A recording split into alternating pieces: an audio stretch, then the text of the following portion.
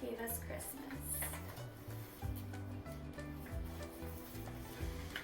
Mama, Little Cub asked one night, who invented Christmas? Was it Santa? No, Mama Bear said, God invented Christmas. God gave us Christmas. Is God more important than Santa? Oh yes, much more important, Mama said with a smile. The next morning, Little Cub sleepily climbed into her lap. Can we go find Santa, Mama?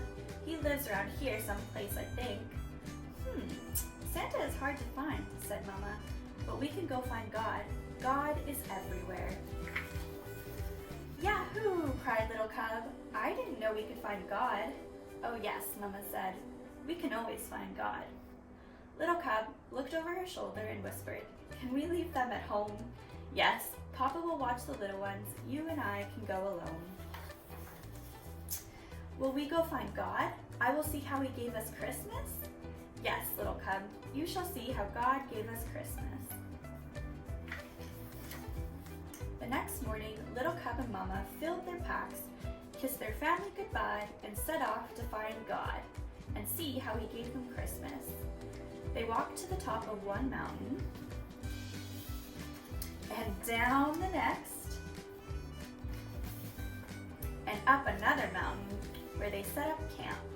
Little Cub was so tired that she went right to sleep, but Mama nudged her while it was still dark. Mama, why are you waking me up? Because it's God, Little Cub. Come see. What is that? Little Cub asked in wonder as she watched the dancing lights in the sky. That is God at work, Little Cub. He sent his only son as a baby so that we would know light from dark. Jesus is the light of the world. Jesus is how God gave us Christmas. The next day, they arrived at a huge lake. All at once, with a mighty roar, a chunk of ice cut away from the cliff and fell into the sea. What is that? Little Cub asked, covering her ears and leaning into Mama. That is God, Little Cub. He's so powerful, he can command the water to freeze and the glacier to melt. He is mightier than any king on earth, and because he is all-powerful, he made Jesus king of all kings. But Jesus was just a baby. How could he be a king? All kings begin as babies. God knew we would need someone we could touch and see and smell. Mama paused to sniff Little Cub's neck, making her giggle, to understand just how much he loved each one of us. Mama awoke Little Cub again before the sun came up. She pointed to the east at a star that changed from green to red to green again and shot out in many points. Is that God again? Little Cub asked, rubbing her eyes. Yes, Jesus is called the bright morning star. He is always with us, and he first came when God gave us Christmas. But what about Santa? Little Cub asked. Did God give us Santa? Santa Claus reminds us about many good things, like generosity and care. But it is God and Jesus that we celebrate most come Christmas. We always want to thank God for giving us Christmas.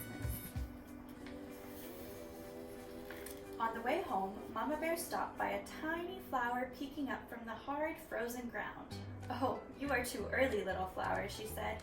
Little Cub, Jesus is like this flower, God in our world, living where you wouldn't expect him, surprising us. Christmas is a lot about surprises. Like presents. Yes, Jesus is the best present of all, and God would have given us that present even if it was only for you. Only for me? Only for you, Little Cub. God gave you Christmas. Mama and Little Cub came upon a church, glowing with warm light. Soft voices reached out to them, singing. What are they singing, Mama? About the night God first gave us Christmas, when Jesus was born. Tomorrow is Christmas Day. Would Jesus have come from mean old Maggie the Moose? Or grumpy old Frankie the Fox? Little Cub whispered. Maggie, Frankie, any of us. Jesus is a present for everyone. Grumpy or happy, mean or kind, God gave us all Christmas. Little Cub was glad to be back at home that night, in her cozy bed. Thanks for showing me God, Mama. There isn't anything I'd rather do, sweet child, she said with a kiss. Night-night. Little Cub went to sleep and dreamed of bright stars and northern lights, of a king born as a tiny baby, angels singing over him, and woke up to Christmas. Yahoo! She cried. God gave us Christmas.